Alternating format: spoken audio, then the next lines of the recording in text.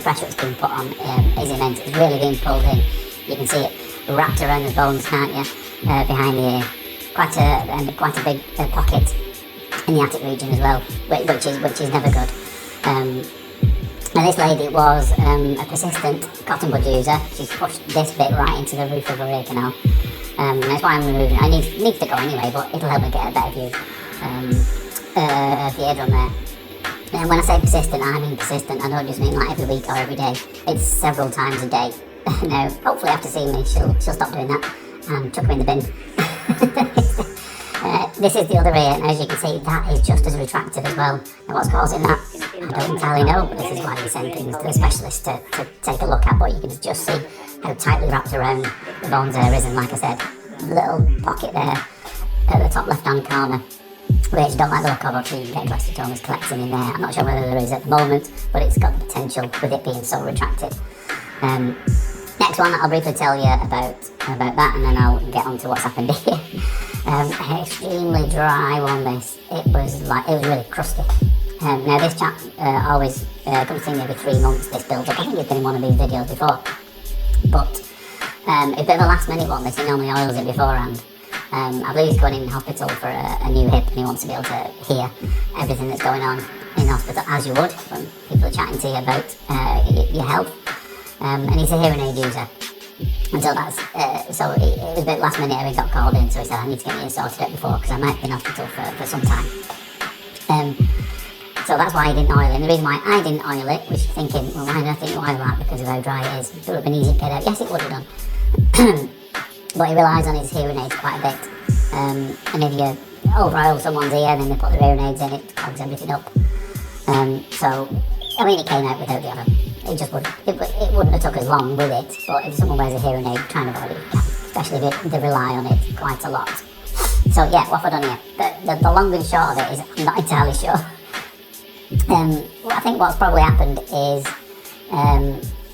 quite a few of the other specialists that I've spoken to quite commonly get problems with your wrist, because all day long you're doing very fine movements while your hand and your wrist and your grip is quite tight, you know.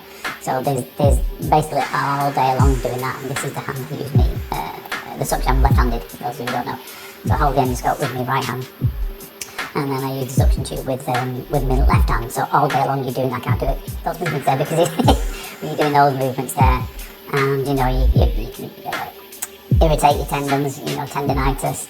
And it's been bugging me for a bit, and then I woke up yesterday morning and I couldn't move it without it being excruciatingly painful. And I thought, oh, what's happened here? I slept on it funny at night, and that's made it worse. I'm not entirely sure, to be honest. So a good old dose of some anti-inflammatories and a couple of other painkillers. And I got this on just to keep it secure, because I can still do the job. I've done a full day in clinic with this on, which it made things a bit easier actually, because instead of moving my wrist, I was just moving my whole hand, you know. So it's good to give it a break anyway every now and then. And so yeah, this is helping. Hopefully it's just a temporary thing. I did go, I know there'll be some of you, I did go rugby training last night. I know some of you know I'm involved in rugby as a children's coach. Sometimes play myself as well, and I went last night, and obviously as soon as you see your friends, especially when they're involved in a very masculine sport like that, they'll say, oh hello, what have you been doing with your wrist? Why have you got repetitive strain in your wrist?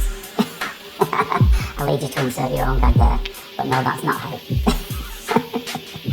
It's totally work related. Maybe I'll sue myself for an industrial injury, because I am my own employer, so I'll see how much money I get out myself. But anyways, you can see while I've been waffling on, trying to get this out has been a bit tricky because of how dry it is, but it still came out. It's extremely dry, you see. I mean, I've never seen it this dry. It goes to show that it really helps when he uses regular olive oil. I'm not sure which episode it was that he's been in before, so I couldn't tell you to go and look at it so you can compare the difference. I haven't got the logist. I think he's been in 2 in some compilations. But it goes to show how much better his ear looks when he's been using it. Because he usually oils it like for 4 or 5 days before he comes to see me. And then going forward, he usually does it, you know, once every couple of weeks or so. Because we know it gets dry, as you can see here. Now this is the other one which isn't quite as blocked up, but still extremely dry. And I think this came out a bit more straightforwardly than the other one. It just about managed to cling on all in one piece. Yeah, it's still extremely crusty, as you can see. Like taking cornflakes out of somebody's ear, this one. I have found some odd things in ears over the years, but I've never actually found any actual cornflakes, but lots of things that look like cornflakes. So let's just get the last two little bits there. The last ear, there's another ear left, so stay tuned. An interesting story behind it. I mean, the removal itself was fairly straightforward, but we don't think that was the reason why this lady had been having trouble. Let's just have a look at this eardrum. Looks good. Very nice, that one. So yeah, this lady came to see me, quite desperate at the time. She'd been having a real struggle with dizziness, vertigo, room spinning, feeling nauseous, generally feeling horrible.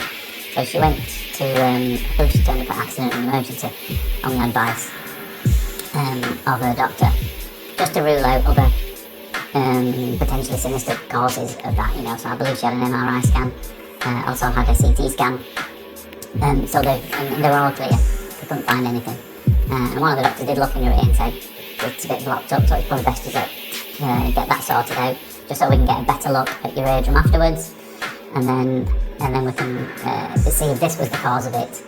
I doubt it was, because it wasn't even fully blocked up. This ear is just a small dead skin plug, you know, which it affects her hearing a little bit. She could hear a little bit better, but she reported that she still had some issues with dizziness and balance, just didn't feel quite right. So it leads them to thinking it could be a couple of other things, such as labyrinthitis, you know, inflammation / infection of the inner ear, juvenile conditions such as Meniere's disease. I'm not going to go into too much science about Meniere's disease, because I'm not an expert on it, so I don't want to get things wrong. I believe it is quite difficult to diagnose as well, but it is a condition that I'm not even sure if you actually know the 100% the reasons for it. A few little things that I've read. I believe it's been quite difficult. You can only diagnose off the symptoms. I don't know if there's any key markers or anything, or tests that you can have.